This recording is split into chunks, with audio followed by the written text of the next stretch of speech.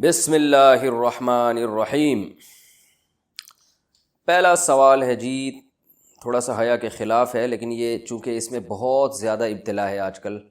اس لیے میں اس مسئلے کو باقاعدہ ریکارڈ کروا رہا ہوں۔ لیکوریا کے بارے میں کسی نے پوچھا ہے کہ اگر کسی لڑکی کو بیماری کی وجہ سے مسلسل لیکوریا کی شکایت ہو، پانی مسلسل نکلتا ہو، تو کیا اسے ہر نماز کے لیے وضو کرنا ہوگا؟ اور وہ پانی اگر کپڑوں پہ لگ جائے تو کیا کپڑے چینج کرنے ہوں گے؟ کیا ہوگا؟ نیز اگر فجر کے لیے وضو کیا تو کیا اسی وضو سے اشراق اور چاش کی نماز پڑھی جا سکتی ہے؟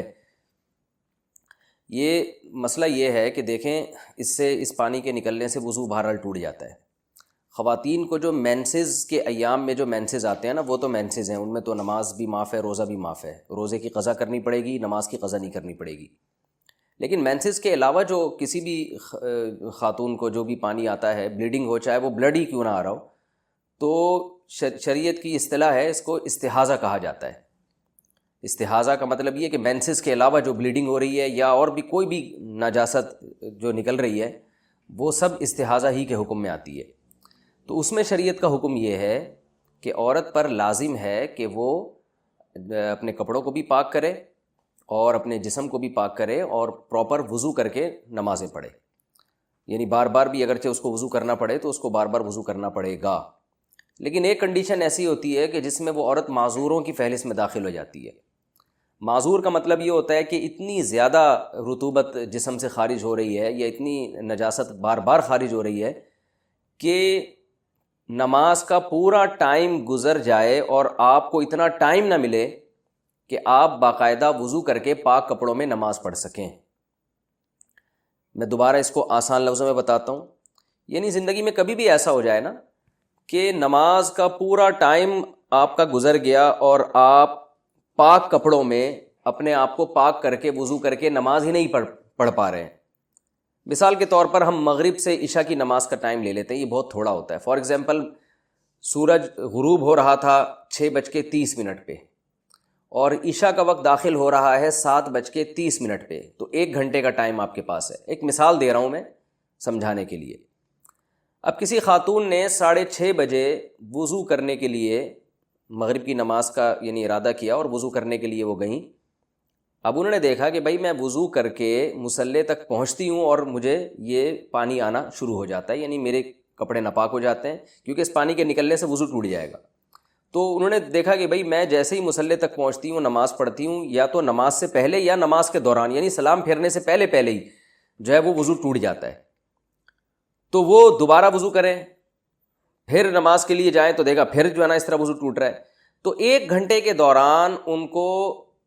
ایک دفعہ بھی ایسا ٹائم نہیں ملا کہ جس میں پراپر پاک کپڑوں کے ساتھ وہ وضو کر کے نماز پڑھیں، پورے 3 فرض ادا کریں، اس میں سنتیں نہ ملائیں، 3 فرض ادا کریں، اور ان 3 فرض میں ایک دفعہ بھی ان کا وضو نہیں ٹوٹ رہا، یعنی ہر دفعہ وضو ٹوٹ رہا ہے،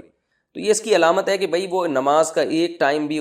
یعنی نماز کا پورا ٹائم ان پہ گزر گیا اس حال میں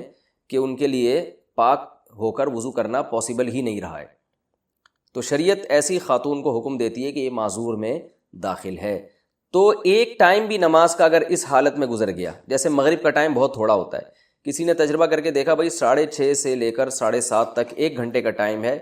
نماز کا، اس میں نماز قضا ہو جائے گی۔ تو اس پورے ٹائم میں کسی خاتون کو یہ اندازہ ہو گیا، یہ یعنی اندازہ لگانے کے لیے یاد رکھیں، یہ ضروری نہیں ہے کہ پریکٹیکل کریں بھی، وہ یعنی بار بار جائیں وضو کریں، ایسا کر لیں کہ ایک دفعہ وضو کر کے پوری نماز پڑھ کے دیکھیں کہ اس میں ٹائم کتنا لگتا ہے۔ تو اس ٹائم سے ان کو اندازہ ہو جائے گا کہ اس ٹائم کے اندر دوبارہ میرا وضو ٹوٹ رہا ہے کہ نہیں ٹوٹ رہا۔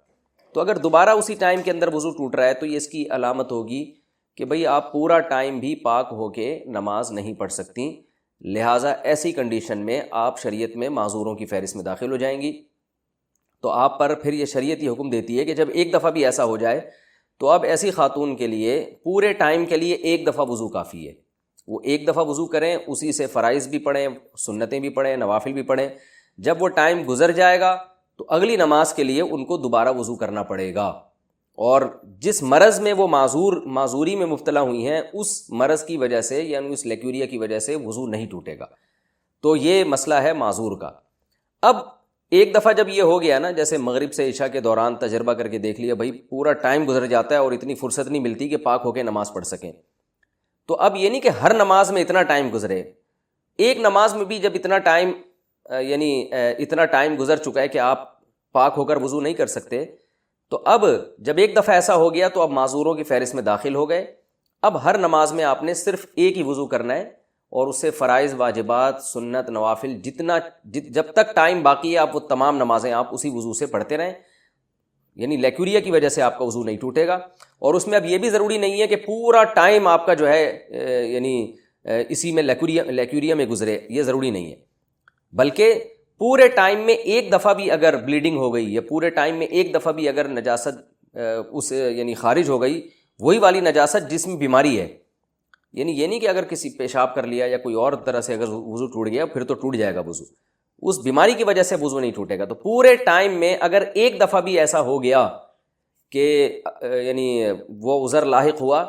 اور ایک دفعہ بھی ایسا ہو گیا تو یہ خاتون معذور ہی رہے گی، یعنی پہلی دفعہ میں تو یہ ضروری ہے کہ پورا ٹائم گزر جائے اور پاک نہ ہو سکیں، اگلی دفعہ میں یہ ضروری نہیں ہے کہ پورا ٹائم گزر جائے، بلکہ پورے ٹائم میں ایک دفعہ بھی اگر بلیڈنگ ہوئی تو بھی وہ معذوروں میں ہی داخل رہیں گی۔ اب معذوروں سے صحت مند لوگوں کی فہرست میں آنے کے لیے یہ ہوگا کہ پورے ٹائم میں ایک دفعہ بھی بلیڈنگ نہ ہو، یعنی